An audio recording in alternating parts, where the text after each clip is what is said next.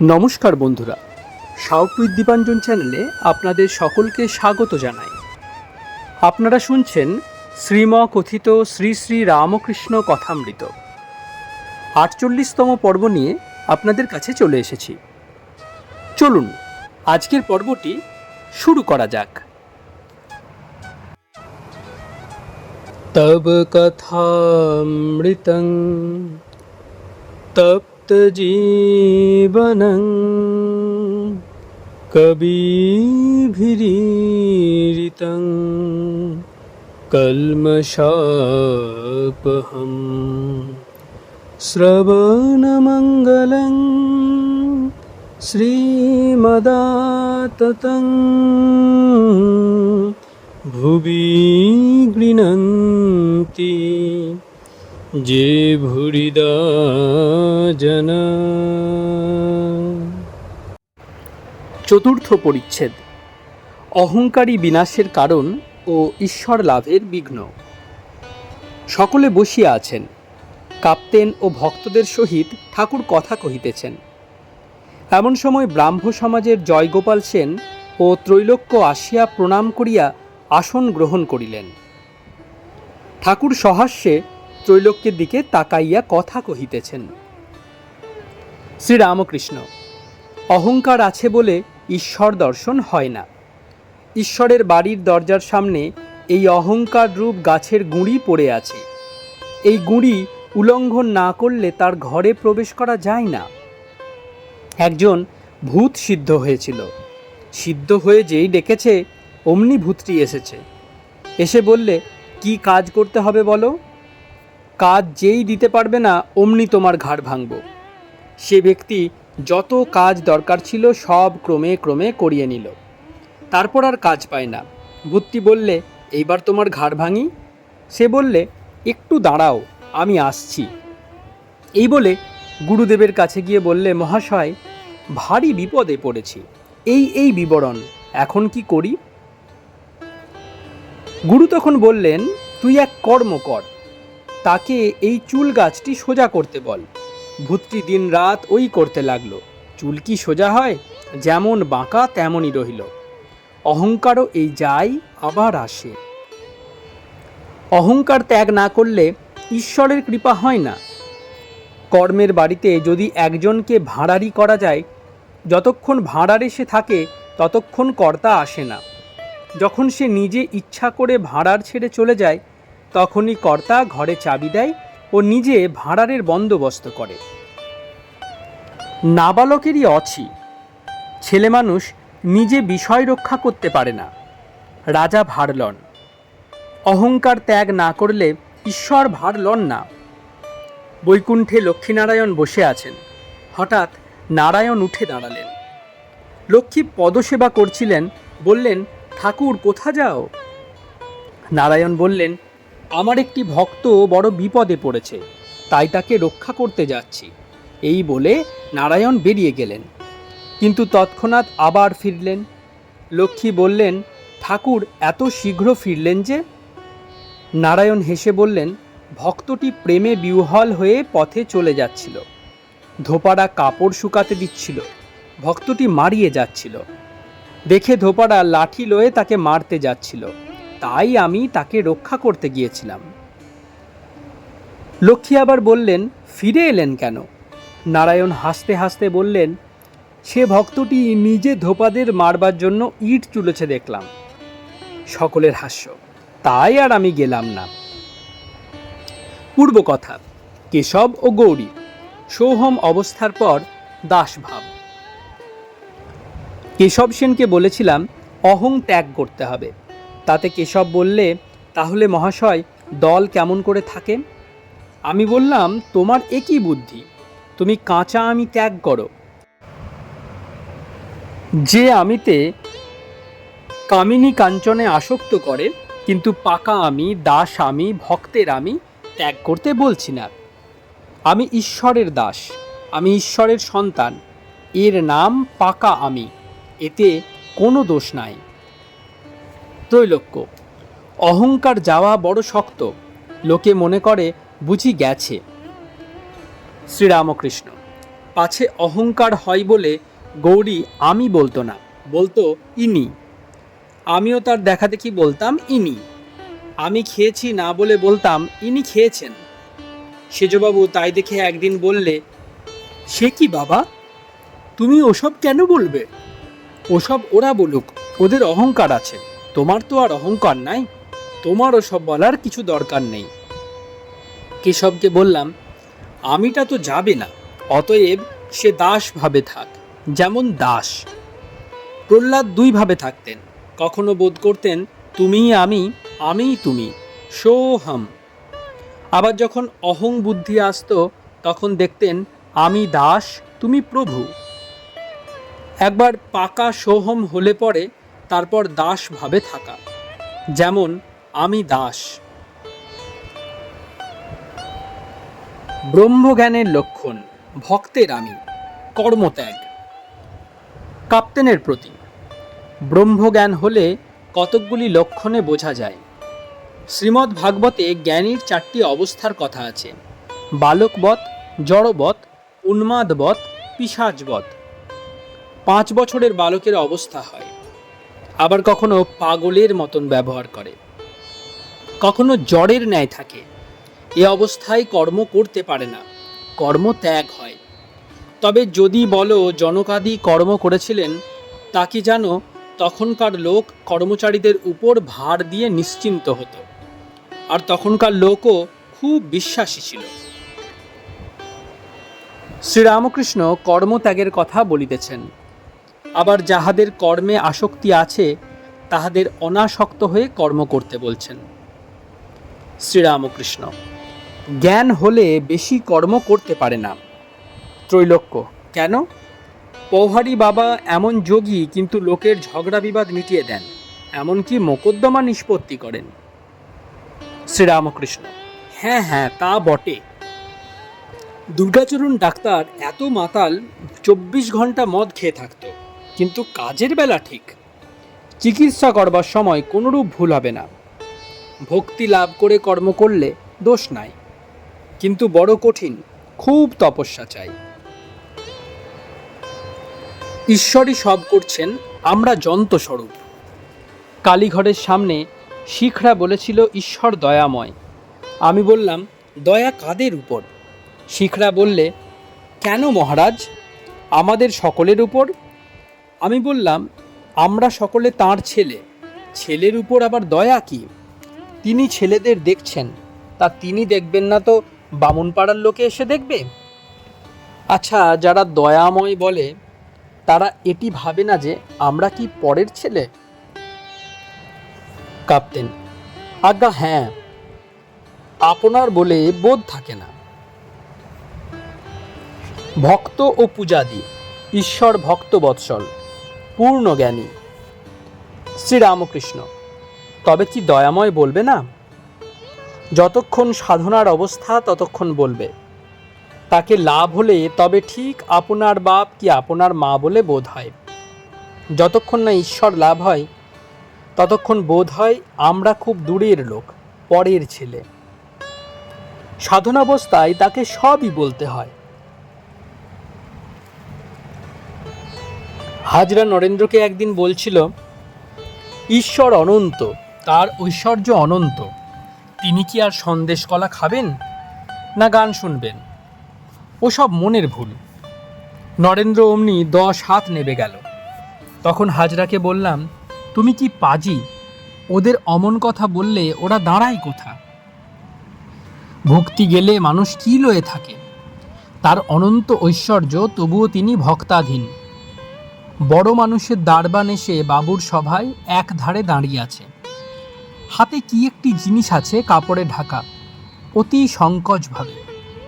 বাবু জিজ্ঞাসা করলেন, কি দারবান, হাতে কি আছে? দারবান সংকোচভাবে একটি আতা বার করে বাবুর সম্মুখে রাখলে, ইচ্ছা বাবু ওটি খাবেন। বাবু দারবানের ভক্তিভাব দেখে আতাটি খুব আদর করে নিলেন আর বললেন, আহা বেশ আতা, তুমি এটি কোথা থেকে কষ্ট করে আনলে? তিনি ভক্তাধীন। দুর্যোধন অত যত্ন দেখালে আর বললে, এখানে খাওয়া দাওয়া করুন। ঠাকুর শ্রীকৃষ্ণ কিন্তু বিদুরের কুটিরে খেলেন। তিনি ভক্তবৎসল, বিদুরের সাকান্ন সুধার ন্যায় খেলেন। পূর্ণজ্ঞানীর আরেকটি লক্ষণ পিশাচবধ। খাওয়া দাওয়ার বিচার নাই, সূচি অসুচির বিচার নাই। পূর্ণজ্ঞানী ও পূর্ণ মূর্খ দুইজনেরই বাহিরের লক্ষণ একরকম। পূর্ণজ্ঞানী হয়তো গঙ্গা স্নানে মন্ত্রপাঠ করলে না, ঠাকুর পূজা করবার সময় ফুলগুলো হয়তো একসঙ্গে ঠাকুরের চরণে দিয়ে চলে এলো, কোনো তন্ত্রমন্ত্র নাই। কর্মী ও ঠাকুর শ্রী রামকৃষ্ণ। কর্ম কতক্ষণ? যতদিন সংসারে ভোগ করবার ইচ্ছা থাকে ততদিন কর্মত্যাগ করতে পারে না। যতক্ষণ ভোগের আশা ততক্ষণ কর্ম। একটি পাখি জাহাজের মাছ তুলে অন্যমনস্ক হয়ে বসেছিল। জাহাজ গঙ্গার ভিতর ছিল, ক্রমে মহাসমুদ্রে এসে পড়ল। তখন পাখির চটকা ভাঙল, সে দেখলে চতুর্দিকে কুল কিনারা নাই। তখন ডাঙায় ফিরে যাবার জন্য উত্তর দিকে উড়ে গেল। অনেক দূর গিয়ে শান্ত হয়ে গেল, তবু কুল কিনারা দেখতে পেলে না। তখন কি করে? ফিরে এসে আবার মাছ তুলে বসল। অনেকক্ষণ পরে পাখিটা আবার উড়ে গেল, এবার পূর্ব দিকে গেল। সেদিকে কিছুই দেখতে পেলে না, চারিদিকে কেবল অকুল পাথার। তখন ভারী পরিশ্রান্ত হয়ে আবার জাহাজে ফিরে এসে মাস্তুলের উপর বসল। অনেকক্ষণ জিরিয়ে একবার দক্ষিণ দিকে গেল, এই রূপে আবার পশ্চিম দিকে গেল। যখন দেখলে কোথাও কুলকিনারা নাই, তখন সে মাস্তুলের উপর বসল, আর উঠল না, নিশ্চেষ্ট হয়ে বসে রইল। তখন মনে আর কোনো ব্যস্ত ভাব বা অশান্তি রইল না, নিশ্চিন্ত হয়েছে, আর কোনো চেষ্টাও নাই। কাঁপতেন। আহা, ক্যা দৃষ্টান্ত! ভোগান্তে ব্যাকুলতা ও ঈশ্বর লাভ। শ্রীরামকৃষ্ণ। সংসারী লোকেরা যখন সুখের জন্য চারিদিকে ঘুরে ঘুরে বেড়ায় আর পায় না, আর শেষে পরিশ্রান্ত হয়, যখন কামিনী কাঞ্চনে আসক্ত হয়ে কেবল দুঃখ পায়, তখনই বৈরাগ্য আসে, ত্যাগ আসে। অনেকের ভোগ না করলে ত্যাগ হয় না, কুটিচক আর বহুদক। সাধকদের ভিতরও কেউ কেউ অনেক তীর্থে ঘোরে, এক জায়গায় স্থির হয়ে বসতে পারে না। অনেক তীর্থের উদক কিনা জল খায়। যখন ঘুরে ঘুরে ক্ষোভ মিটে যায়, তখন এক জায়গায় কুটির বেঁধে বসে আর নিশ্চিন্ত ও চেষ্টাশূন্য হয়ে ভগবানকে চিন্তা করে। কিন্তু কি ভোগ সংসারে করবে? কামিনী কাঞ্চন ভোগ, সে তো ক্ষণিক আনন্দ, এই আছে এই নাই।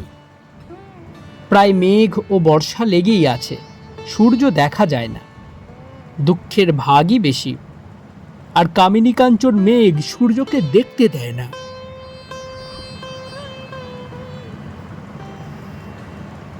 কেউ কেউ আমাকে জিজ্ঞাসা করে, মশাই, ঈশ্বর কেন এমন সংসার করলেন? আমাদের কি কোনো উপায় নাই? উপায়, ব্যাকুলতা, ত্যাগ। আমি বলি, উপায় থাকবে না কেন? তার শরণাগত হও, আর ব্যাকুল হয়ে প্রার্থনা করো যাতে অনুকূল হাওয়া বয়, যাতে শুভ যোগ ঘটে। ব্যাকুল হয়ে ডাকলে তিনি শুনবেনই শুনবেন। একজনের ছেলেটি যাই যাই হয়েছিল, সে ব্যক্তি ব্যাকুল হয়ে এর কাছে ওর কাছে উপায় জিজ্ঞাসা করে বেড়াচ্ছে। একজন বললে, তুমি যদি এইটি জোগাড় করতে পারো তো ভালো হয়। স্বাতী নক্ষত্রের জল পড়বে মরার মাথার খুলির উপর। সেই জল একটি ব্যাঙ খেতে যাবে, সেই ব্যাঙকে একটি সাপে তাড়া করবে। ব্যাঙকে কামড়াতে গিয়ে সাপের বিষ মরার মাথার খুলিতে পড়বে, আর ব্যাঙটি পালিয়ে যাবে। সেই বিষ জল একটু লয়ে রোগীকে খাওয়াতে হবে। লোকটি অমনি ব্যাকুল হয়ে সেই ঔষধ খুঁজতে স্বাতী নক্ষত্রে বেরুল। এমন সময় বৃষ্টি হচ্ছে। তখন ব্যাকুল হয়ে ঈশ্বরকে বলছে, ঠাকুর, এইবার মরার মাথা জুটিয়ে দাও। খুঁজতে খুঁজতে দেখে একটি মরার খুলি, তাতে স্বাতী নক্ষত্রে জল পড়ছে। তখন সে আবার প্রার্থনা করে বলতে লাগলো, দোহাই ঠাকুর, এইবার আর কটি জুটিয়ে দাও, ব্যাঙ ও সাপ। তার যেমন ব্যাকুলতা তেমনই সব জুটে গেল। দেখতে দেখতে একটি সাপ ব্যাঙকে তাড়া করে আসছে, আর কামড়াতে গিয়ে তার বিষ ওই খুলির ভিতর পড়ে গেল। ঈশ্বরের শরণাগত হয়ে তাকে ব্যাকুল হয়ে ডাকলে তিনি শুনবেনই শুনবেন, সব সুযোগ করে দেবেন। কাঁপতেন, क्या দৃষ্টান্ত! শ্রীরামকৃষ্ণ: হ্যাঁ, তিনি সুযোগ করে দেন। হয়তো বিয়ে হলো না, সব মন ঈশ্বরকে দিতে পারলে, হয়তো ভাইয়েরা রোজগার করতে লাগলো বা একটি ছেলে মানুষ হয়ে গেল, তাহলে তোমার আর সংসার দেখতে হলো না, আর তুমি অনায়াসে 16 আনা মন ঈশ্বরকে দিতে পারো। তবে কামেরী ক্যাঞ্চন ত্যাগ না হলে হবে না। ত্যাগ হলে তবে অজ্ঞান অবিদ্যা নাশ হয়। আতস কাঁচের উপর সূর্যের কিরণ পড়লে কত জিনিস পুড়ে যায়, কিন্তু ঘরের ভিতর ছায়া, সেখানে আতস কাঁচ রয়ে গেলে কিচ্ছু হয় না। ঘর ত্যাগ করে বাহিরে এসে দাঁড়াতে হয়। ঈশ্বর লাভের পর সংসার জনকাদির। তবে জ্ঞান লাভের পর কেউ সংসারে থাকে, তারা ঘর বার দুই দেখতে পায়। জ্ঞানের আলো সংসারের ভিতর পড়ে, তাই তারা ভালো মন্দ নিত্য অনিত্য এসব সে আলোতে দেখতে পায়। যারা অজ্ঞান, ঈশ্বরকে মানে না, অথচ সংসারে আছে, তারা যেন মাটির ঘরের ভিতর বাস করে। ক্ষীণ আলোতে শুধু ঘরের ভিতরটি দেখতে পায়। কিন্তু যারা জ্ঞান লাভ করেছে, ঈশ্বরকে জেনেছে, তারপর সংসারে আছে, তারা যেন সার্সির ঘরের ভিতর বাস করে। ঘরের ভিতরও দেখতে পায়, ঘরের বাহিরের জিনিসও দেখতে পায়। জ্ঞান সূর্যের আলো ঘরের ভিতরে খুব প্রবেশ করে। সে ব্যক্তি ঘরের ভিতরে জিনিস খুব স্পষ্ট রূপে দেখতে পায়, কোনটি ভালো, কোনটি মন্দ, কোনটি নিত্য, কোনটি অনিত্য। ঈশ্বরই কর্তা, আর সব তার যন্ত্রস্বরূপ। তাই জ্ঞানীরও অহংকার করবার জো নাই। মহিম্ন স্তব যে লিখেছিল তার অহংকার হয়েছিল। শিবের ষাঁড় যখন দাঁত বার করে দেখালে, তখন তার অহংকার চূর্ণ হয়ে গেল।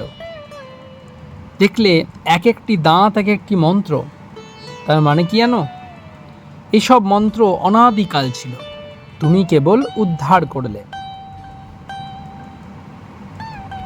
গুরুগিরি করা ভালো নয়। ঈশ্বরের আদেশ না পেলে আচার্য হওয়া যায় না। যে নিজে বলে আমি গুরু, সে হীন বুদ্ধি। দাঁড়িপাল্লা দেখো নাই, হালকা দিকটা উঁচু হয়। যে ব্যক্তি নিজে উঁচু হয় সে হালকা। সকলেই গুরু হতে যায়, শিষ্য পাওয়া যায় না। ত্রৈলোক্য ছোট খাটটির উত্তর ধারে মেঝেতে বসিয়া আছেন। ত্রৈলোক্য গান গাইবেন। ঠাকুর শ্রীরামকৃষ্ণ বলিতেছেন, আহা, তোমার কি গান! ত্রৈলোক্য তানপুরা লইয়া গান করিতেছেন। তুঝসে हमने दिल को लगाया, जो कुछ है सो तू ही है। গান। তুমি সর্বস্ব আমার হে নাথ, প্রাণাধার সারাৎসার।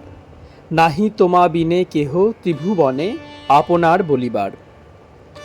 গান শুনিয়া ঠাকুর শ্রীরামকৃষ্ণ ভাবে বিভোর হইতেছেন, আর বলিতেছেন, আহা, তুমি সব, আহা আহা। গান সমাপ্ত হইল। 6টা বাজিয়া গিয়াছে। ঠাকুর মুখ ধুইতে ঝাউতলার দিকে যাইতেছেন, সঙ্গে মাস্টার। ঠাকুর হাসিতে হাসিতে গল্প করিতে করিতে যাইতেছেন। মাস্টারকে হঠাৎ বলিলেন, কই তোমরা খেলে না, আর ওরা খেলে না?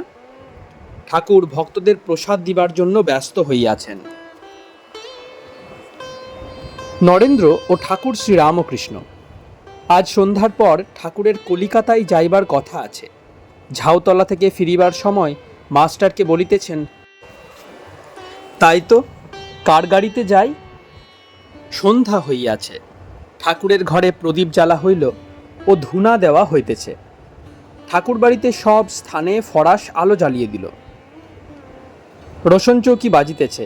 এবার দ্বাদশ শিব মন্দিরে বিষ্ণু ঘরে ও কালী ঘরে আরতি হইবে। ছোট খাটটিতে বসিয়া ঠাকুরদের নাম কীর্তনান্তর ঠাকুর শ্রীরামকৃষ্ণ মার ধ্যান করিতেছেন। আরতি হইয়া গেল। কিয়ৎক্ষণ পরে ঠাকুর এদিক ওদিক ঘরে পায়চারি করিতেছেন ও ভক্তদের সঙ্গে মাঝে মাঝে কথা কহিতেছেন, আর কলিকাতায় যাইবার জন্য মাস্টারের সঙ্গে পরামর্শ করিতেছেন। এমন সময় নরেন্দ্র আসিয়া উপস্থিত, সঙ্গে শরৎ ও আরও দুই একটি ছোকরা। তাহারা আসিয়া ভূমিষ্ঠ হইয়া প্রণাম করিলেন। নরেন্দ্রকে দেখিয়া ঠাকুরের স্নেহ উথলিয়া পড়িল। যেমন কচি ছেলেকে আদর করে, ঠাকুর নরেন্দ্রের মুখে হাত দিয়া আদর করিতে লাগিলেন ও স্নেহপূর্ণ স্বরে বলিলেন, তুমি এসেছ? ঘরের মধ্যে পশ্চিমাশ্য হইয়া ঠাকুর দাঁড়াইয়া আছেন। নরেন্দ্র ও আর কয়টি ছোকরা ঠাকুরকে প্রণাম করিয়া পূর্বাশ্য হইয়া তাহার সম্মুখে কথা কহিতেছেন। ঠাকুর মাস্টারের দিকে মুখ ফিরাইয়া বলিতেছেন, নরেন্দ্র এসেছে, আর যাওয়া যায়? লোক দিয়ে নরেন্দ্রের ডেকে পাঠিয়েছিলাম, আর যাওয়া যায়? কি বলো? মাস্টার, যে আজ্ঞা। আজ তবে থাক। শ্রীরামকৃষ্ণ, আচ্ছা, কাল যাব, হয় নৌকায় নয় গাড়িতে, অন্যান্য ভক্তদের প্রতি। তোমরা তবে এসো, আজ রাত হল। ভক্তেরা সকলে একে একে প্রণাম করিয়া বিদায় গ্রহণ করিলেন। অষ্টাদশ খণ্ড। ঠাকুর শ্রীরামকৃষ্ণ কলিকাতা নগরে ভক্ত মন্দিরে। প্রথম পরিচ্ছেদ। বলরাম মন্দিরে শ্রীরামকৃষ্ণ। শ্রীরামকৃষ্ণ ভক্ত সঙ্গে বলরামের বৈঠকখানায় বসিয়া আছেন, সহাস্য বদন। এখন বেলা প্রায় 3টে। বিনোদ, রাখাল, মাস্টার ইত্যাদি কাছে বসিয়া। ছোট নরেনও আসিয়া উপস্থিত হইলেন। আজ মঙ্গলবার, 28শে জুলাই 1885 খ্রিস্টাব্দ। আষাঢ় কৃষ্ণা প্রতিপদ। ঠাকুর বলরামের বাটিতে সকালে আসিয়াছেন ও ভক্ত সঙ্গে আহারাদি করিয়াছেন। বলরামের বাড়িতে শ্রী শ্রী জগন্নাথ দেবের সেবা আছে, তাই ঠাকুর বলেন বড় শুদ্ধ অন্ন। নারায়ণ প্রভৃতি ভক্তেরা বলিয়াছিলেন, নন্দবসুর বাটিতে অনেক ঈশ্বরীয় ছবি আছে, আজ তাই ঠাকুর তাদের বাটি গিয়া অপরাহ্নে ছবি দেখিবেন। একটি ভক্ত ব্রাহ্মণীর বাটি নন্দবসুর বাটির নিকটে, সেখানেও যাইবেন। ব্রাহ্মণী কন্যাশোকে সন্তপ্তা, প্রায় দক্ষিণেশ্বরে শ্রীরামকৃষ্ণকে দর্শন করিতে যান। তিনি অতিশয় ব্যাকুল হইয়া ঠাকুরকে আমন্ত্রণ করিয়াছেন। তাহার বাটিতে যাইতে হইবে ও আরেকটি স্ত্রী ভক্ত গনুর মার বাটিতেও যাইতে হইবে। ঠাকুর বলরামের বাটিতে আসিয়াই ছোকরা ভক্তদের ডাকিয়া পাঠান। ছোট নরেন মাঝে বলিয়াছিলেন, আমার কাজ আছে বলিয়া সর্বদা আসিতে পারি না, পরীক্ষার জন্য পড়া ইত্যাদি। ছোট নরেন আসিলে ঠাকুর তাহার সহিত কথা কহিতেছেন। শ্রীরামকৃষ্ণ ছোট নরেনকে, তোকে ডাকতে পাঠাই নাই। ছোট নরেন হাসিতে হাসিতে, তার কি হবে? শ্রীরামকৃষ্ণ, তা বাপু তোমার অনিষ্ট হবে, অবসর হলে আসবে। ঠাকুর যেন অভিমান করিয়া এই কথাগুলি বলিলেন। পালকি আসিয়াছে, ঠাকুর শ্রীযুক্ত নন্দবসুর বাটিতে যাইবেন। ঈশ্বরের নাম করিতে করিতে ঠাকুর পালকিতে উঠিতেছেন। পায়ে কালো বার্নিশ করা চটি জুতা, পরনে লাল ফিতাপার ধুতি, উত্তরীয় নাই। জুতো জোড়াটি পালকির একপাশে মণি রাখলেন। পালকির সঙ্গে সঙ্গে মাস্টার যাইতেছেন। ক্রমে পরেশ আসিয়া জুটিলেন। নন্দবসুর গেটের ভিতর পালকি প্রবেশ করিল। ক্রমে বাটির সম্মুখে প্রশস্ত ভূমি পার হইয়া পালকি বাটিতে আসিয়া উপস্থিত হইল। গৃহস্বামীর আত্মীয়গণ আসিয়া ঠাকুরকে প্রণাম করিলেন। ঠাকুর মাস্টারকে চটি জুতো জোড়াটি দিতে বললেন। পালকি হইতে অবতরণ করিয়া উপরের হল ঘরে উপস্থিত হইলেন। অতি দীর্ঘ ও প্রশস্ত হলঘর, দেবদেবীর ছবি ঘরের চতুর্দিকে। গৃহস্বামী ও তাহার ভ্রাতা পশুপতি ঠাকুরকে সম্ভাষণ করিলেন। ক্রমে পালকির পশ্চাৎ পশ্চাৎ আসিয়া ভক্তেরা এই হল ঘরে জুটিলেন। গিরিশের ভাই অতুল আসিয়াছেন। প্রসন্নের পিতা শ্রীযুক্ত নন্দবসুর বাটিতে সদা সর্বদা যাতায়াত করেন, তিনিও উপস্থিত আছেন। দ্বিতীয় পরিচ্ছেদ। শ্রীযুক্ত নন্দবসুর বাটিতে শুভাগমন। ঠাকুর শ্রীরামকৃষ্ণ এবার ছবি দেখিতে গাত্রোত্থান করিলেন, সঙ্গে মাস্টার ও আরও কয়েকজন ভক্ত। গৃহস্বামীর ভ্রাতা শ্রীযুক্ত পশুপতিও সঙ্গে সঙ্গে থাকিয়া ছবিগুলি দেখাইতেছেন। ঠাকুর প্রথমে চতুর্ভুজ বিষ্ণুমূর্তি দর্শন করিতেছেন, দেখিয়াই ভাবে বিভোর হইলেন। দাঁড়াইয়াছিলেন, বসিয়া পড়িলেন, কিয়ৎকাল ভাবে আবিষ্ট হইয়া রহিলেন। দ্বিতীয় ছবি শ্রীরামচন্দ্রের ভক্তবৎসল মূর্তি। শ্রীরাম হনুমানের মাথায় হাত দিয়া আশীর্বাদ করিতেছেন। হনুমানের দৃষ্টি রামের পাদপদ্মে। ঠাকুর শ্রীরামকৃষ্ণ অনেকক্ষণ ধরিয়া এই ছবি দেখিতেছেন, ভাবে বলিতেছেন, আহা আহা। তৃতীয় ছবি বংশীবদন শ্রীকৃষ্ণ কদমতলায় দাঁড়াইয়া আছেন। চতুর্থ বামনাবতার, ছাতি মাথায় বলির যজ্ঞে যাইতেছেন। শ্রীরামকৃষ্ণ বলিতেছেন বামন এবং এক দৃষ্টে দেখিতেছেন। এবার নৃসিংহ মূর্তি দর্শন করিয়া ঠাকুর গোষ্ঠের ছবি দর্শন করিতেছেন। শ্রীকৃষ্ণ রাখালদের সহিত বৎসগণ চড়াইতেছেন। শ্রী বৃন্দাবন ও যমুনা পুলিন। মণি বলিয়া উঠিলেন, চমৎকার ছবি। সপ্তম ছবি দেখিয়া ঠাকুর বলিতেছেন ধূমাবতী, অষ্টম ষোড়শী, নবম ভুবনেশ্বরী, দশম তারা, একাদশ কালী। এই সকল মূর্তি দেখিয়া ঠাকুর বলিতেছেন, এসব উগ্র মূর্তি, এসব মূর্তি বাড়িতে রাখতে নেই। এ মূর্তি বাড়িতে রাখলে পূজা দিতে হয়। তবে আপনাদের অদৃষ্টের জোর আছে, আপনারা রেখেছেন। শ্রী শ্রী অন্নপূর্ণা দর্শন করিয়া ঠাকুর ভাবে বলিতেছেন, বাহ বাহ। তারপর রায় রাজা নিকুঞ্জ বনে সখী পরিবৃতা সিংহাসনে বসিয়া আছেন। শ্রীকৃষ্ণ কুঞ্জের দ্বারে কোটাল সাজিয়া বসিয়া আছেন। তারপর দোলের ছবি। ঠাকুর অনেকক্ষণ ধরিয়া এর পরের মূর্তি দেখিতেছেন। গ্লাস কেসের ভিতর বিনা পানির মূর্তি। দেবী বিনা হস্তে মাতোয়ারা হইয়া রাগ রাগিনী আলাপ করিতেছেন। ছবি দেখা সমাপ্ত হইল। ঠাকুর আবার গৃহস্বামীর কাছে আসিয়া উপস্থিত হইলেন। দাঁড়াইয়া দাঁড়াইয়া গৃহস্বামীকে বলিতেছেন, আজ খুব আনন্দ হলো। আপনি তো খুব হিন্দু, বাহ। ইংরাজি ছবি না রেখে যে এই ছবি রেখেছেন, খুব আশ্চর্য। শ্রীযুক্ত নন্দ বসু বসিয়া আছেন।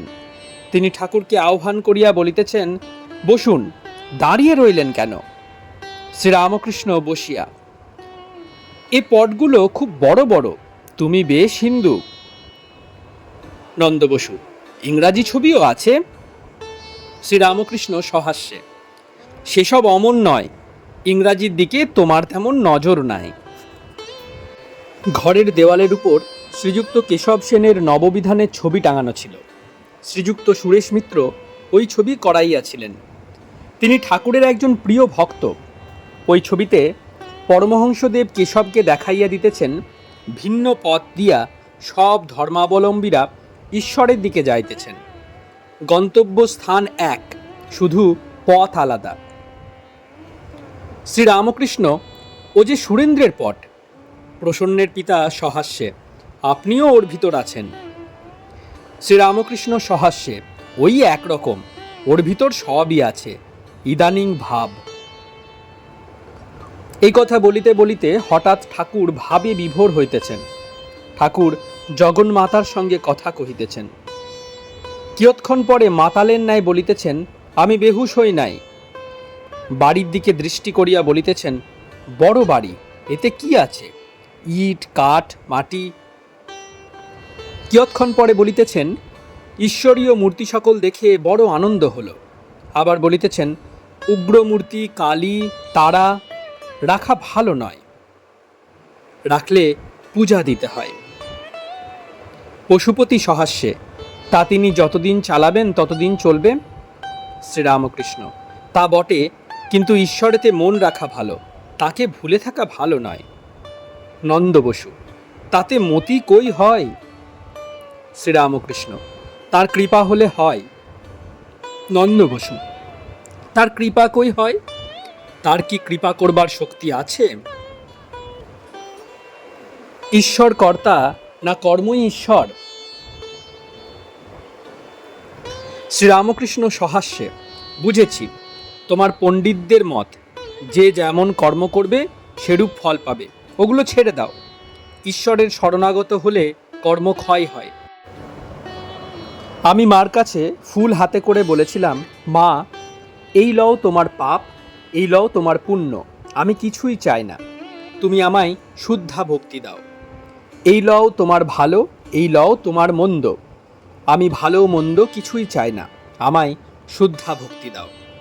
এই লও তোমার ধর্ম, এই লও তোমার অধর্ম, আমি ধর্মাধর্ম কিছুই চাই না, আমায় শুদ্ধা ভক্তি দাও।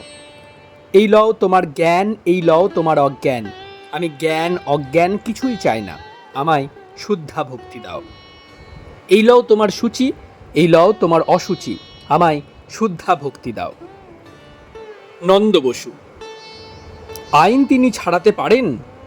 শ্রীরামকৃষ্ণ: সে কি, তিনি ঈশ্বর, তিনি সব পারেন। যিনি আইন করেছেন তিনি আইন বদলাতে পারেন। চৈতন্য লাভ ভোগান্তে, না তাঁর কৃপায়। তবে ও কথা বলতে পারো তুমি, তোমার নাকি ভোগ করবার ইচ্ছা আছে, তাই তুমি অমন কথা বলছো। ও এক মত আছে বটে, ভোগ শান্তি না হলে চৈতন্য হয় না। তবে ভোগই বা কি করবে? কামিনী কাঞ্চনের সুখ এই আছে এই নাই, ক্ষণিক। কামিনী কাঞ্চনের ভিতর আছে কি? আমরা আঁটি আর চামড়া, খেলে অম্লশূল হয়। সন্দেশ যেই গিলে ফেললে আর নাই।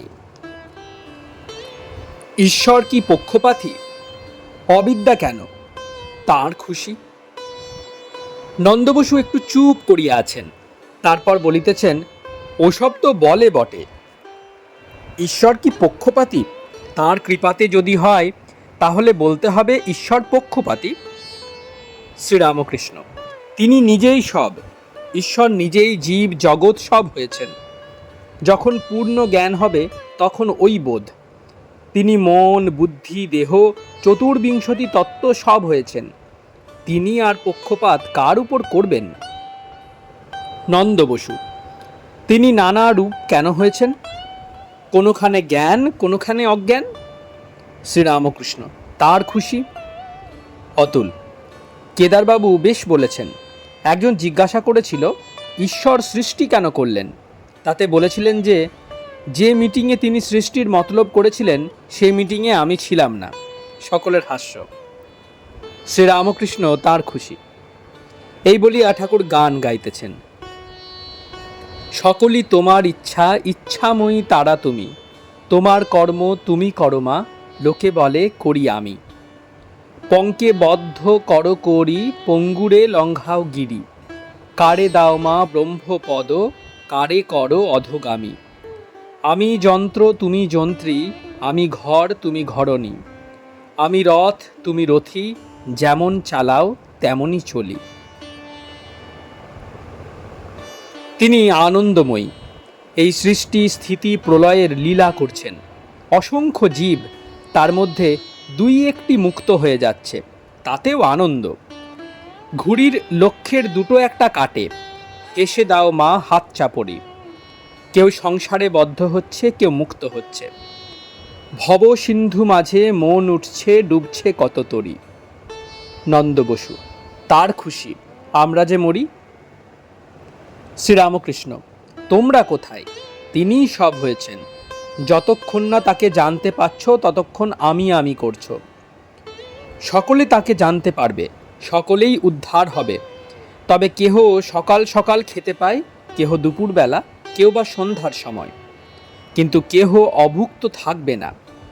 সকলেই আপনার স্বরূপকে জানতে পারবে। পশুপতি: আজ্ঞা হ্যাঁ, তিনিই সব হয়েছেন বোধ হয়। শ্রীরামকৃষ্ণ: আমি কি এটা খোঁজো দেখি? আমি কি হাড় না মাংস না রক্ত না নাড়ি ভুড়ি? আমি খুঁজতে খুঁজতে তুমি এসে পড়ে, অর্থাৎ অন্তরে সেই ঈশ্বরের শক্তি বই আর কিছুই নাই। আমি নাই, তিনি। তোমার অভিমান নাই, এত ঐশ্বর্য। আমি একেবারে ত্যাগ হয় না, তাই যদি যাবে না তবে থাক শালা ঈশ্বরের দাস হয়ে। সকলের হাস্য। ঈশ্বরের ভক্ত, ঈশ্বরের ছেলে, ঈশ্বরের দাস, এ অভিমান ভালো। যে আমি কামিনী কাঞ্চনে আসক্ত হয়, সেই আমি কাঁচা আমি, সে আমি ত্যাগ করতে হয়। অহংকারের এইরূপ ব্যাখ্যা শুনিয়া গৃহস্বামী ও অন্যান্য সকলে সাতিশয় প্রীতি লাভ করিলেন। ঐশ্বর্যের অহংকার ও মত্ততা। শ্রীরামকৃষ্ণ: জ্ঞানের দুটি লক্ষণ, প্রথম অভিমান থাকবে না, দ্বিতীয় শান্ত স্বভাব। তোমার দুই লক্ষণ আছে, অতএব তোমার উপর ঈশ্বরের অনুগ্রহ আছে। বেশি ঐশ্বর্য হলে ঈশ্বরকে ভুল হয়ে যায়, ঐশ্বর্যের স্বভাবই ওই। যদু মল্লিকের বেশি ঐশ্বর্য হয়েছে, সে আজকাল ঈশ্বরীয় কথা কয় না, আগে আগে বেশ ঈশ্বরের কথা কইত। কামিনী কাঞ্চন এক প্রকার মদ, অনেক মদ খেলে খুড়ো জ্যাঠা বোধ থাকে না, তাদেরই বলে ফেলে তোর গুষ্টির। মাতালের গুরু লঘু বোধ থাকে না। নন্দ বসু: তা বটে। থিওসফি: ক্ষণকাল যোগে মুক্তি, শুদ্ধা ভক্তি সাধন। পশুপতি: মহাশয়, এগুলো কি সত্যও? Spiritualism, theosophy, সূর্যলোক, চন্দ্রলোক, নক্ষত্রলোক। শ্রীরামকৃষ্ণ: জানি না বাপু, অত হিসাব কেন? আম খাও, কত আম গাছ, কত লক্ষ ডাল, কত কোটি পাতা, এই হিসাব করা আমার দরকার কি? আমি বাগানে আম খেতে এসেছি, খেয়ে যাই। চৈতন্য যদি একবার হয়, যদি একবার ঈশ্বরকে কেউ জানতে পারে, তাহলে ওসব হাবজা গোবজা বিষয় জানতে ইচ্ছাও হয় না। বিকার থাকলে কত কি বলে, আমি 5 সের চালের ভাত খাবো রে, আমি 1 জালা জল খাবো রে। বৈদ্য বলে খাবি? আচ্ছা খাবি, এই বলে বৈদ্য তামাক খায়। বিকার সেরে যা বলবে তাই শুনতে হয়। পশুপতি: আমাদের বিকার চিরকাল বুঝি থাকবে? শ্রীরামকৃষ্ণ: কেন? ঈশ্বরেতে মন রাখো, চৈতন্য হবে। পশুপতি সহাস্যে: আমাদের ঈশ্বরের যোগ ক্ষণিক, তামাক খেতে যতক্ষণ লাগে। সকলের হাস্য। শ্রীরামকৃষ্ণ: তা হোক, ক্ষণকাল তার সঙ্গে যোগ হইলেই মুক্তি। অহল্যা বললে, রাম, শুকরজনিতেই জন্ম হোক আর যেখানেই হোক, যেন তোমার পাদপদ্মে মন থাকে, যেন তোমার পাদপদ্মে শুদ্ধা ভক্তি হয়। নারদ বললে, রাম, তোমার কাছে আর কোনো বর চায় না, আমাকে শুদ্ধা ভক্তি দাও, আর যেন তোমার ভুবন মোহিনী মায়ায় মুগ্ধ না হই, এই আশীর্বাদ করো। আন্তরিক তার কাছে প্রার্থনা করলে তাতে মন হয়, ঈশ্বরের পাদপদ্মে শুদ্ধা ভক্তি হয়। পাপ ও পরলোক, মৃত্যুকালে ঈশ্বর চিন্তা। ভরত রাজা: আমাদের কি বিকার যাবে? আমাদের আর কি হবে? আমরা পাপী, এসব বুদ্ধি ত্যাগ করো। নন্দ বসুর প্রতি: আর এই চাই, একবার রাম বলেছি, আমার আবার পাপ। নন্দ বসু: পরলোক কি আছে? পাপের শাস্তি? শ্রীরামকৃষ্ণ: তুমি আম খাও না, তোমার ওসব হিসাবের দরকার কি? পরলোক আছে কি না, তাতে কি হয়, এসব খবর। আম খাও, আম প্রয়োজন, তাতে ভক্তি। নন্দ বসু: আম গাছ কোথা? আম পাই কোথা? শ্রীরামকৃষ্ণ: গাছ, তিনি অনাদি অনন্ত ব্রহ্ম, তিনি আছেনই, তিনি নিত্য। তবে একটি কথা আছে, তিনি কল্পতরু। কালী কল্পতরু মূলেরে মন, চারি ফল কুড়ায়ে পাবি। কল্পতরুর কাছে গিয়ে প্রার্থনা করতে হয়, তবে ফল পাওয়া যায়। তবে ফল তরুর মূলে পড়ে, তখন কুড়িয়ে লওয়া যায়। চারি ফল, ধর্ম, অর্থ, কাম, মোক্ষ। জ্ঞানীরা মুক্তি তথা মোক্ষ ফল চায়, ভক্তেরা ভক্তি চায়। অহেতুকী ভক্তি, তারা ধর্ম, অর্থ, কাম চায় না। পরলোকের কথা বলছো? গীতার মত, মৃত্যুকালে যা ভাববে তাই হবে। ভরত রাজা হরিণ হরিণ করে শোকে প্রাণ ত্যাগ করেছিল, তাই তার হরিণ হয়ে জন্মাতে হলো। তাই জপ, ধ্যান, পূজা এসব রাত দিন অভ্যাস করতে হয়, তাহলে মৃত্যুকালে ঈশ্বর চিন্তা আসে অভ্যাসের গুণে। এরূপে মৃত্যু হলে ঈশ্বরের স্বরূপ পায়। কেশব সেনও পরলোকের কথা জিজ্ঞাসা করেছিল। আমি কেশবকেও বললুম, এসব হিসাবে তোমার কি দরকার? তারপর আবার বললুম, যতক্ষণ না ঈশ্বর লাভ হয় ততক্ষণ পুনঃ পুনঃ সংসারে যাতায়াত করতে হবে। কুমোরেরা হাঁড়ি সরা রৌদ্রে শুকুতে দেয়, ছাগল গরুতে মারিয়ে যদি ভেঙে দেয় তাহলে তৈরি লাল হাঁড়িগুলো ফেলে দেয়, কাঁচাগুলো কিন্তু আবার নিয়ে কাদামাটির সঙ্গে মিশিয়ে ফেলে ও আবার চাকে দেয়।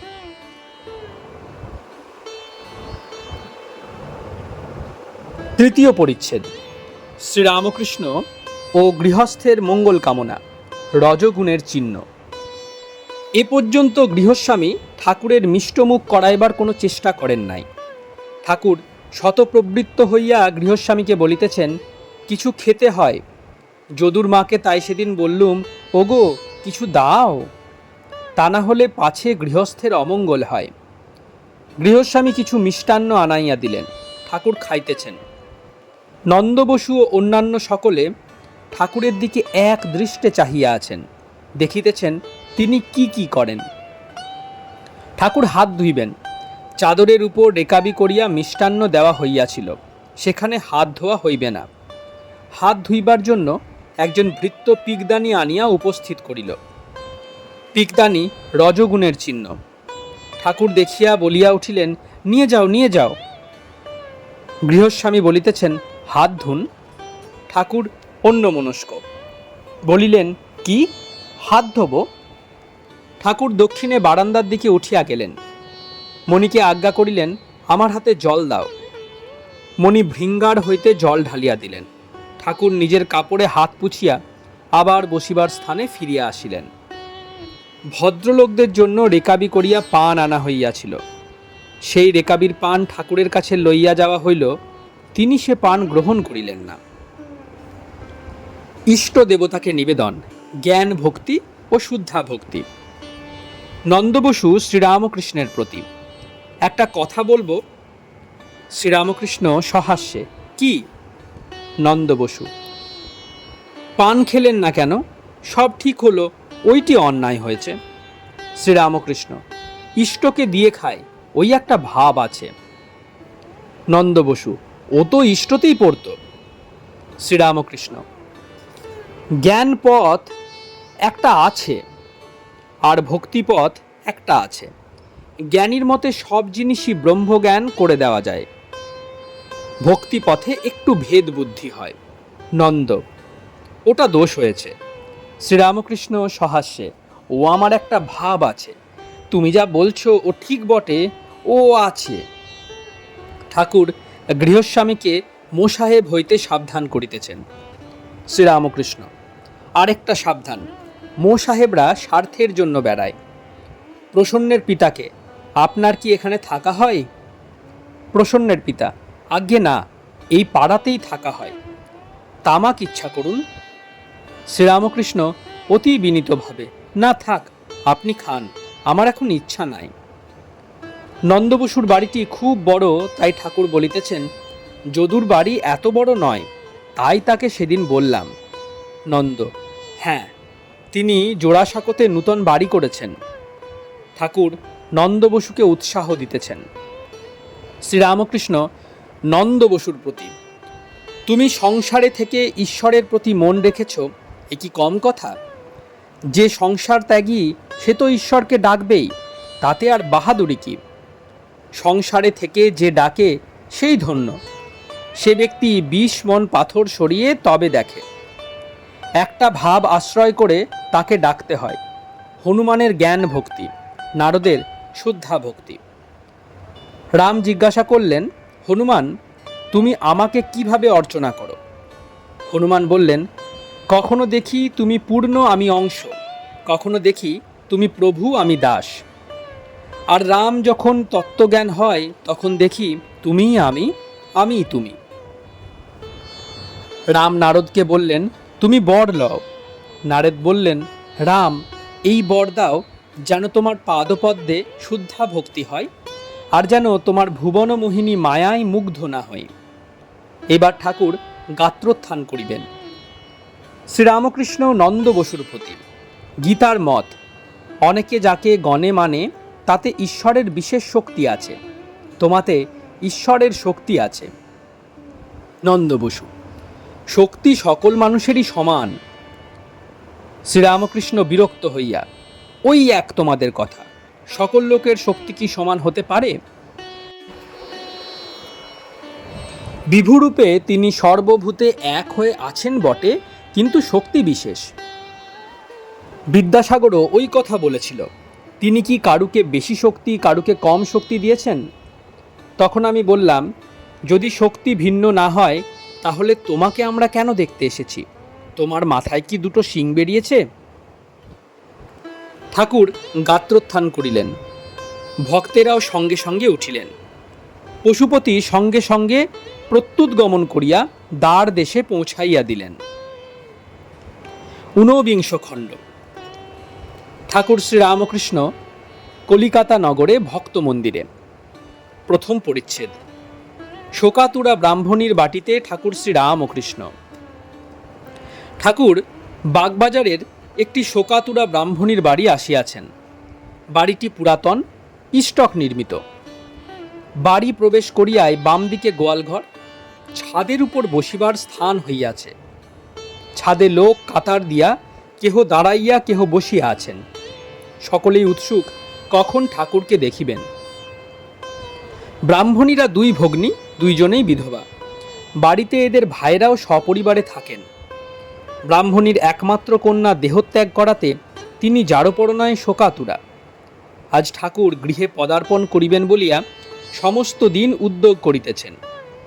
যতক্ষণ ঠাকুর শ্রীযুক্ত নন্দ বসুর বাড়িতে ছিলেন ততক্ষণ ব্রাহ্মণী ঘর বাহির করিতেছিলেন কখন তিনি আসেন। ঠাকুর বলিয়া দিয়াছিলেন যে নন্দ বসুর বাড়ি হইতে আসিয়া তাহার বাড়িতে আসিবেন। বিলম্ব হওয়াতে তিনি ভাবিতেছিলেন তবে বুঝি ঠাকুর আসিবেন না। ঠাকুর ভক্ত সঙ্গে আসিয়া ছাদের উপর বসিবার স্থানে আসন গ্রহণ করিলেন। কাছে মাদুরের উপর মাস্টার, নারায়ণ, যোগিন সেন, দেবেন্দ্র, যোগিন। কিয়ৎক্ষণ পরে ছোট নরেন প্রভৃতি অনেক ভক্তেরা আসিয়া জুটিলেন। ব্রাহ্মণীর ভগ্নী ছাদের উপর আসিয়া ঠাকুরকে প্রণাম করিয়া বলিতেছেন, দিদি এই গেলেন নন্দবোসের বাড়ি খবর নিতে, কেন এত দেরি হচ্ছে? এতক্ষণে ফিরবেন। নিচে একটি শব্দ হওয়াতে তিনি আবার বলিতেছেন, ওই দিদি আসিতেছেন।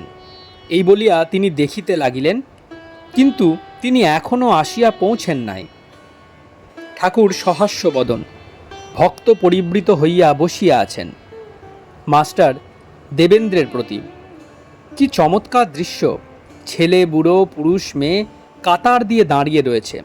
সকলে কত উৎসুক একে দেখবার জন্য আর এর কথা শোনবার জন্য। দেবেন্দ্র শ্রীরামকৃষ্ণের প্রতি, মাস্টারমশাই বলছেন যে এ জায়গাটি নন্দবোসের চেয়ে ভালো জায়গা। এদের কি ভক্তি! ঠাকুর হাসিতেছেন। ব্রাহ্মণীর ভগ্নী বলিতেছেন, ওই দিদি আসছেন। ব্রাহ্মণী আসিয়া ঠাকুরকে প্রণাম করিয়া কি বলিবেন কি করিবেন কিছুই ঠিক করিতে পারিতেছেন না।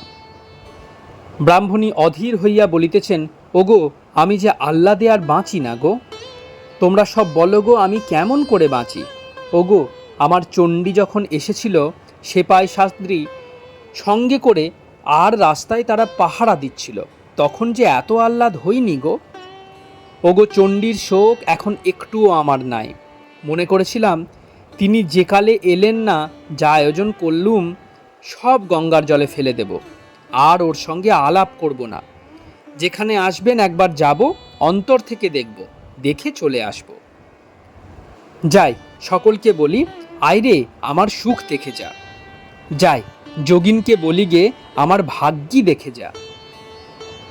ব্রাহ্মণী আবার আনন্দে অধীর হইয়া বলিতেছেন, ওগো খেলাতে একটা টাকা দিয়ে মুটে 1,00,000 টাকা পেয়েছিল। সে যেই শুনলে 1,00,000 টাকা পেয়েছি অমনি আহ্লাদে মরে গিয়েছিল, সত্য সত্য মরে গিয়েছিল। ওগো আমার যে তাই হলো গো। তোমরা সকলে আশীর্বাদ করো, না হলে আমি সত্য সত্য মরে যাব।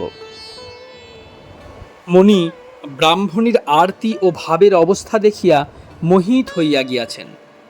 তিনি তাহার পায়ের ধুলা লইতে গেলেন। ব্রাহ্মণী বলিতেছেন, সে কি গো? তিনি মণিকে প্রতি প্রণাম করিলেন।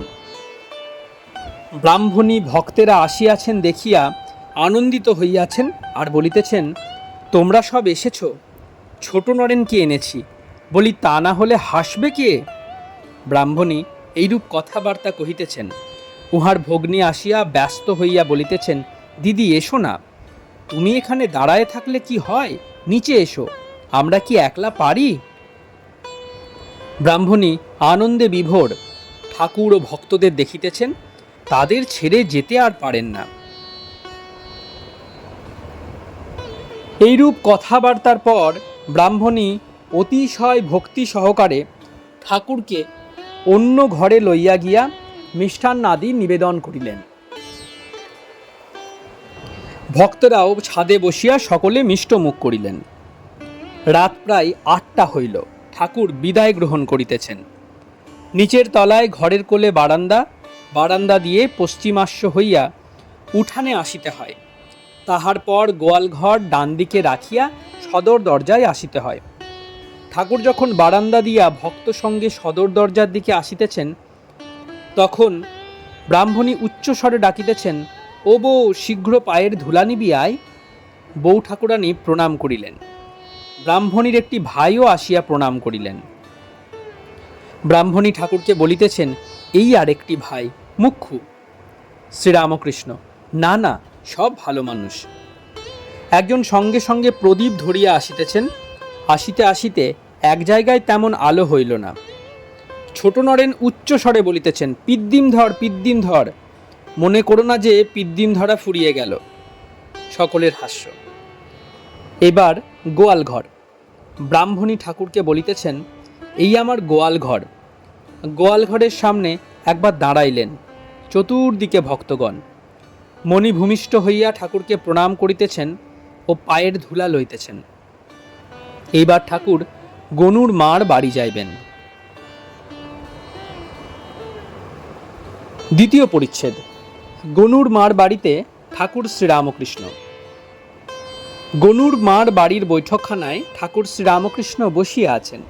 ঘরটি একতলায়, ঠিক রাস্তার উপর। ঘরের ভিতর ঐকতান বাদ্যের আখড়া আছে।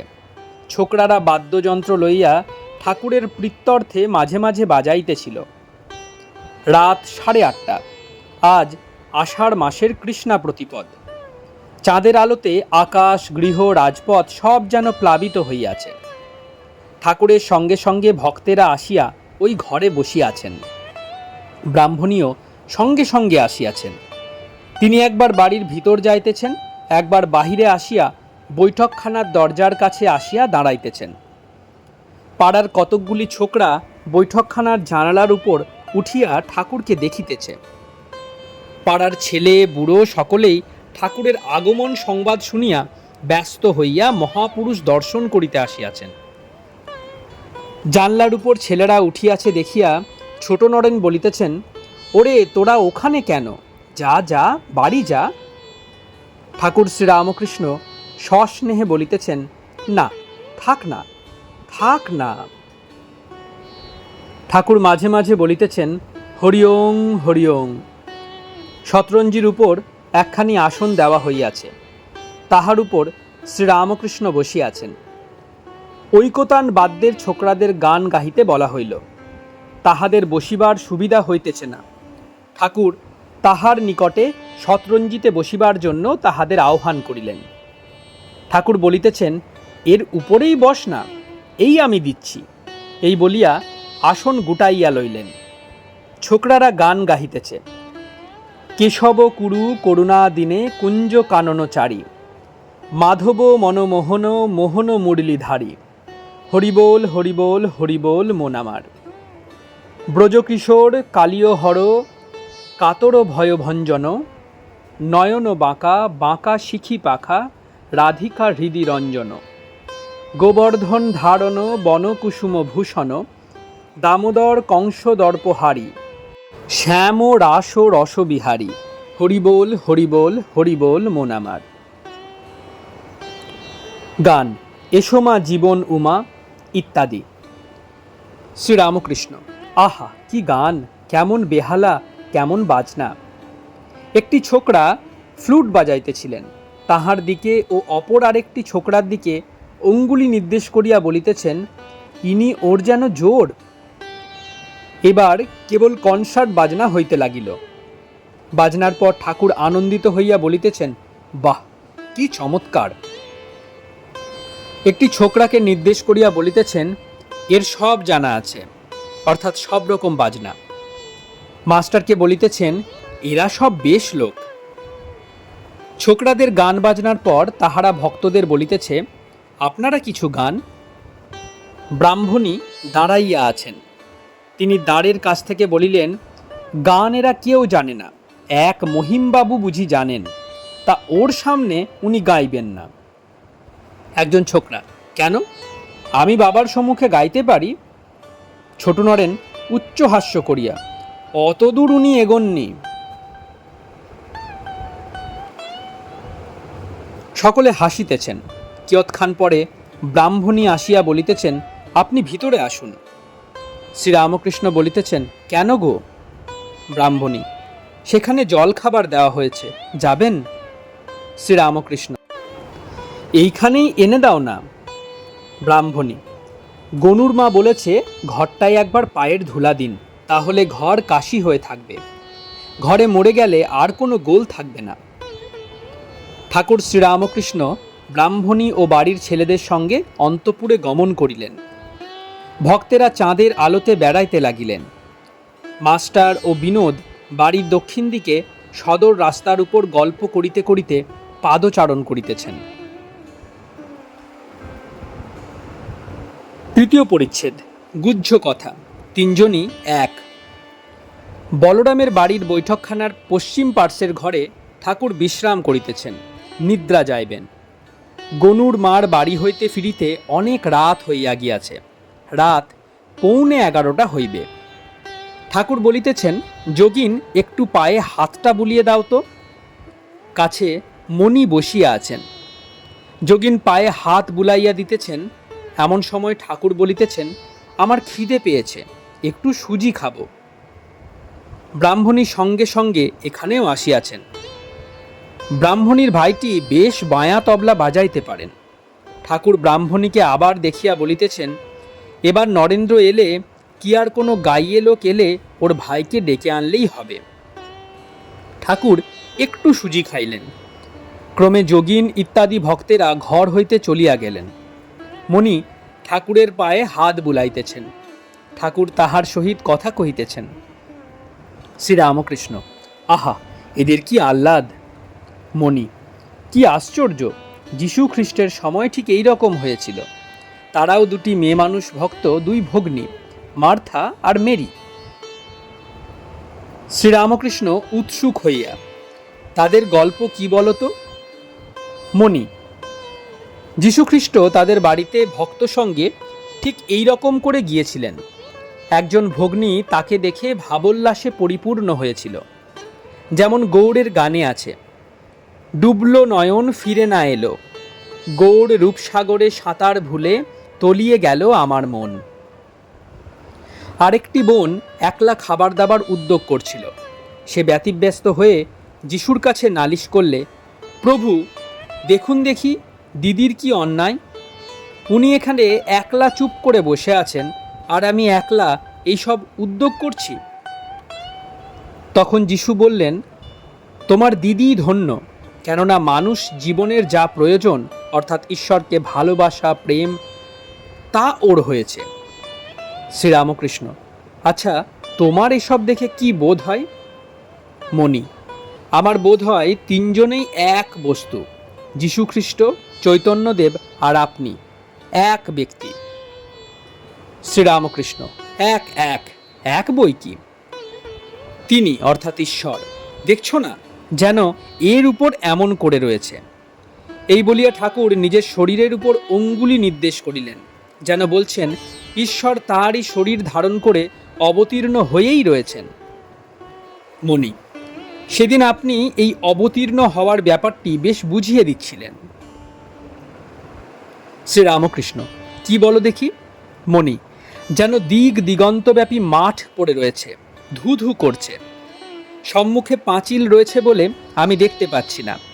সেই পাঁচিলে কেবল একটি গোল ফাঁক, সেই ফাঁক দিয়ে অনন্ত মাঠের খানিকটা দেখা যায়।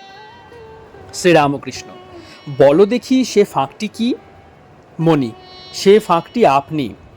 আপনার ভিতর দিয়ে সব দেখা যায়, সেই দিক দিগন্তব্যাপী মাঠ দেখা যায়। শ্রীরামকৃষ্ণ অতিশয় সন্তুষ্ট। মণির গা চাপড়াতে লাগলেন আর বললেন, তুমি যে ওইটে বুঝে ফেলেছ, বেশ হয়েছে। মণি: ওইটি শক্ত কি না?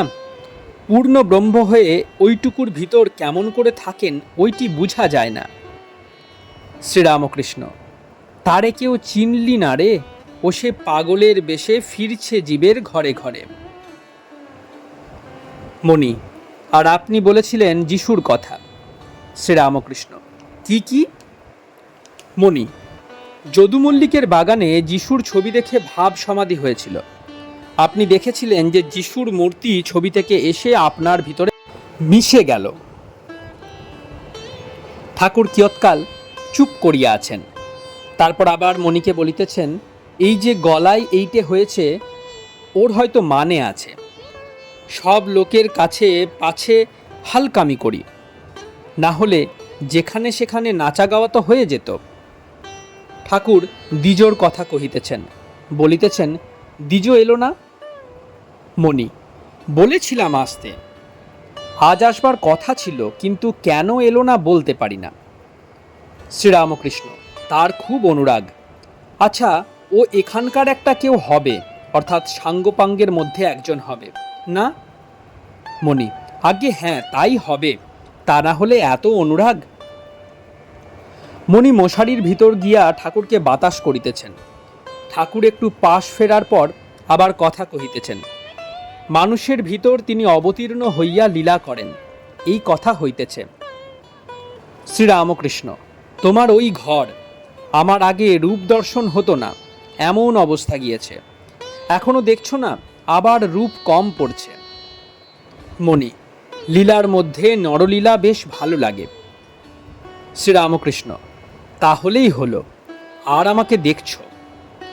ঠাকুর শ্রীরামকৃষ্ণ কি বলিতেছেন যে আমার ভিতরে ঈশ্বর নবরূপে অবতীর্ণ হইয়া লীলা করিতেছেন।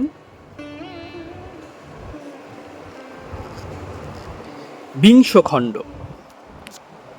শ্রী শ্রী বিজয়া দশমী দিবসে ভক্ত সঙ্গে। প্রথম পরিচ্ছেদ। ঠাকুর শ্রীরামকৃষ্ণ শ্যামপুকুরের বাটিতে ভক্ত সঙ্গে।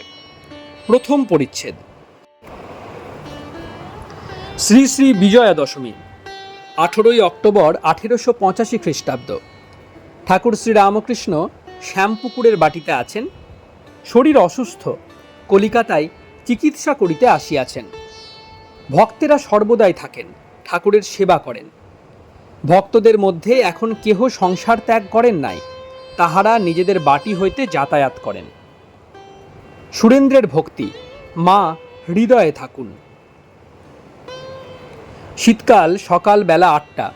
ঠাকুর অসুস্থ, বিছানায় বসিয়া আছেন, কিন্তু পঞ্চম বর্ষীয় বালকের মতো মা বই কিছু জানেন না। সুরেন্দ্র আসিয়া বসিলেন। নবগোপাল মাস্টার ও আরও কেহ কেহ উপস্থিত আছেন। সুরেন্দ্রের বাটিতে দুর্গাপূজা হইয়াছিল। ঠাকুর যাইতে পারেন নাই, ভক্তদের প্রতিমা দর্শন করিতে পাঠাইয়াছিলেন। আজ বিজয়া, তাই সুরেন্দ্রের মন খারাপ হইয়াছে। সুরেন্দ্র: বাড়ি থেকে পালিয়ে এলাম। শ্রীরামকৃষ্ণ মাস্টারকে: তাহলেই বা, মা হৃদয়ে থাকুন। সুরেন্দ্র মা মা করিয়া পরমেশ্বরীর উদ্দেশ্যে কত কথা কহিতে লাগিলেন। ঠাকুর সুরেন্দ্রকে দেখিতে দেখিতে অশ্রু বিসর্জন করিতেছেন। মাস্টারের দিকে তাকাইয়া গদগদ স্বরে বলিতেছেন, কি ভক্তি, আহা, এর যা ভক্তি আছে। শ্রীরামকৃষ্ণ: কাল 7টার সময় ভেবে দেখলাম তোমাদের দালান, ঠাকুর প্রতিমা রহিয়াছেন, দেখলাম সব জ্যোতির্ময়, এখানে ওখানে এক হয়ে আছে, যেন একটা আলোর স্রোত দু জায়গার মাঝে বইছে। এ বাড়ি আর তোমাদের সেই বাড়ি। সুরেন্দ্র: আমি তখন ঠাকুর দালানে মা মা বলে ডাকছি, দাদারা ত্যাগ করে উপরে চলে গেছে। মনে উঠল মা বললেন, আমি আবার আসব। ঠাকুর শ্রীরামকৃষ্ণ ও ভগবদ্গীতা। বেলা 11টা বাজিবে, ঠাকুর পথ্য পাইলেন। মণি হাতে আঁচাবার জল দিতেছেন। শ্রীরামকৃষ্ণ মণির প্রতি, ছোলার ডাল খেয়ে রাখালের অসুখ হয়েছে, সাত্ত্বিক আহার করা ভালো, তুমি গীতা দেখো নাই? তুমি গীতা পড়ো না? মণি, আজ্ঞে হ্যাঁ, যুক্তাহারের কথা আছে। সাত্ত্বিক আহার, রাজসিক আহার, তামসিক আহার, আবার সাত্ত্বিক দয়া, রাজসিক দয়া, তামসিক দয়া, সাত্ত্বিক অহং ইত্যাদি সব আছে। শ্রীরামকৃষ্ণ, গীতা তোমার আছে? মণি, আজ্ঞে আছে। শ্রীরামকৃষ্ণ, ওতে সর্বশাস্ত্রের সার আছে। মণি, আজ্ঞা, ঈশ্বরকে নানা রকমে দেখার কথা আছে। আপনি যেমন বলেন নানা পথ দিয়ে তার কাছে যাওয়া, জ্ঞান, ভক্তি, কর্ম, ধ্যান। শ্রীরামকৃষ্ণ, কর্মযোগ মানে কি জানো? সকল কর্মের ফল ভগবানে সমর্পণ করা। মণি, আজ্ঞা দেখেছি, ওতে আছে। কর্ম আবার 3 রকমে করা যেতে পারে, আছে। শ্রীরামকৃষ্ণ, কি কি রকম? মণি, প্রথম জ্ঞানের জন্য, দ্বিতীয় লোক শিক্ষার জন্য, তৃতীয় স্বভাবে। ঠাকুর আচমনান্তে পান খাইতেছেন। মণিকে মুখ হইতে পান প্রসাদ দিলেন। দ্বিতীয় পরিচ্ছেদ। শ্রীরামকৃষ্ণ, স্যার হামফ্রে ডেভি ও অবতারবাদ। ঠাকুর মাস্টারের সহিত ডাক্তার সরকারের কথা কহিতেছেন। পূর্বদিনে ঠাকুরের সংবাদ লইয়া মাস্টার ডাক্তারের কাছে গিয়াছিলেন। শ্রীরামকৃষ্ণ, তোমার সঙ্গে কি কি কথা হলো?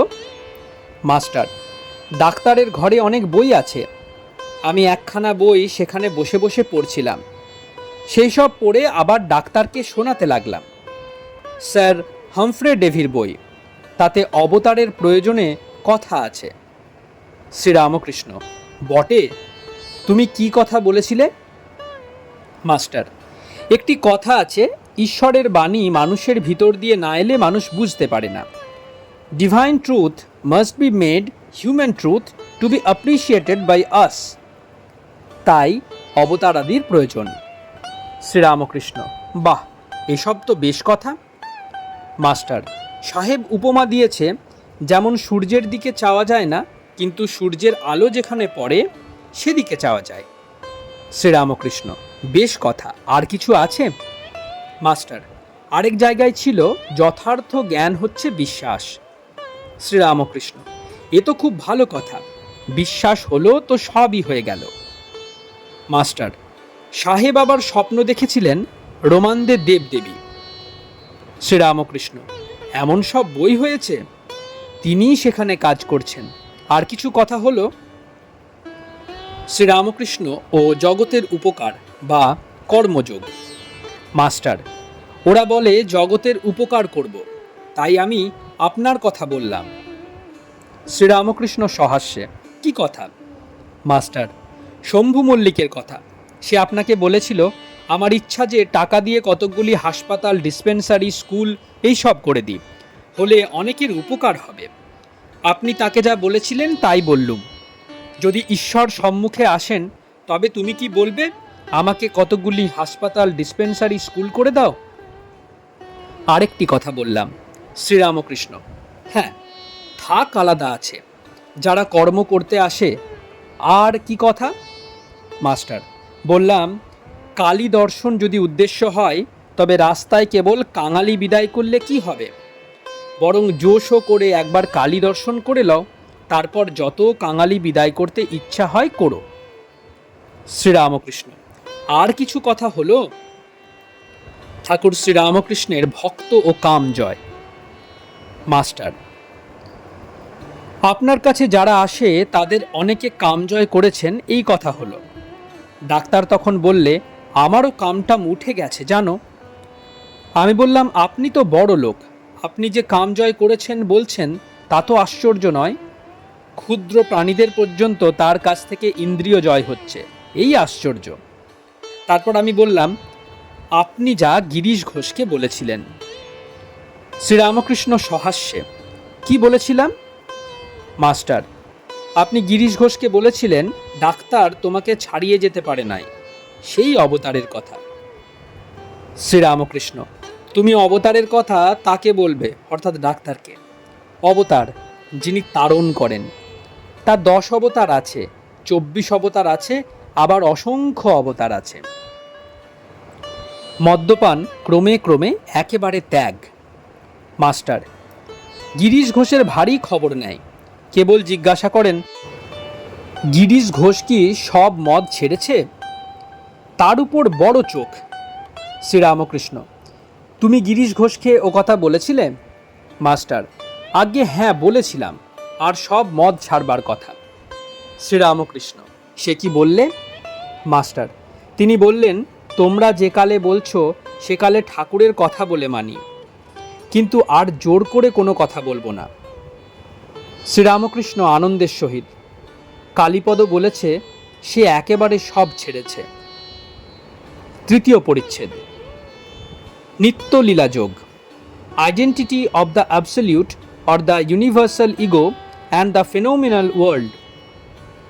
বৈকাল হইয়াছে, ডাক্তার আসিয়াছেন। অমৃত ও হেম ডাক্তারের সঙ্গে আসিয়াছেন। এখানে অমৃত হলেন ডাক্তারের ছেলে। নরেন্দ্রাদি ভক্তেরাও উপস্থিত আছেন। ঠাকুর নিভৃতে অমৃতের সঙ্গে কথা কহিতেছেন, জিজ্ঞাসা করিতেছেন, তোমার কি ধ্যান হয়? আর বলিতেছেন, ধ্যানের অবস্থা কিরকম জানো? মনটি হয়ে যায় তৈল ধারার ন্যায়, এক চিন্তা ঈশ্বরের, অন্য কোনো চিন্তা তার ভিতর আসবে না। এবার ঠাকুর সকলের সঙ্গে কথা কহিতেছেন। শ্রীরামকৃষ্ণ ডাক্তারের প্রতি, তোমার ছেলে অবতার মানে না, তা বেশ, নাই বা মানলে, তোমার ছেলেটি বেশ, তা হবে না? বোম্বাই আমের কাছে কি টোকো আম হয়? তার ঈশ্বরে কেমন বিশ্বাস! যার ঈশ্বরে মন, সেই তো মানুষ। মানুষ আর মান হুঁশ।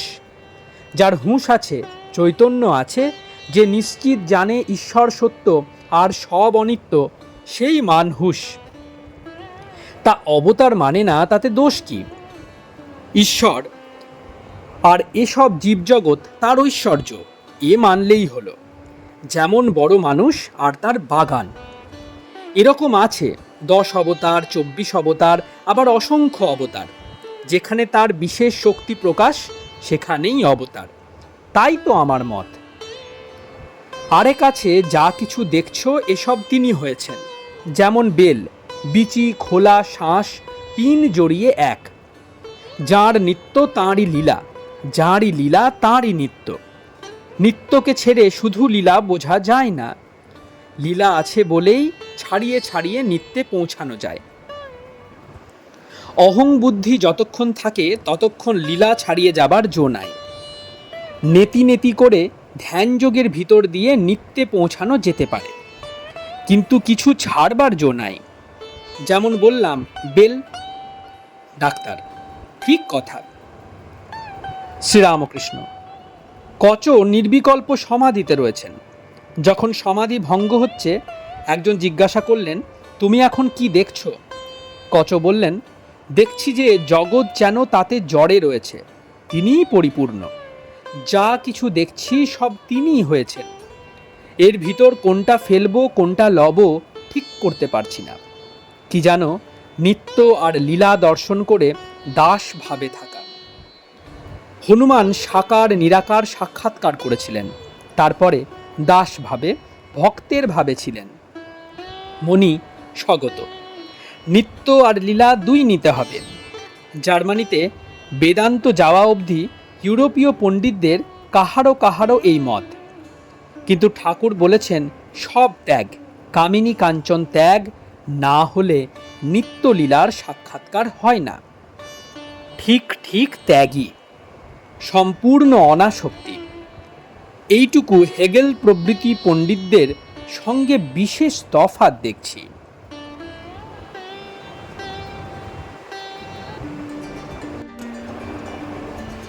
আপনারা শুনছেন শ্রীম কথিত শ্রী শ্রী রামকৃষ্ণ কথামৃত। আজ 48তম পর্বটি আপনাদের কাছে পরিবেশন করলাম। প্রতিদিনের ন্যায় আজকেও প্রণাম করার মাধ্যমে এই পর্বটি শেষ করব। আসুন সকলে মিলে প্রণাম করা যাক।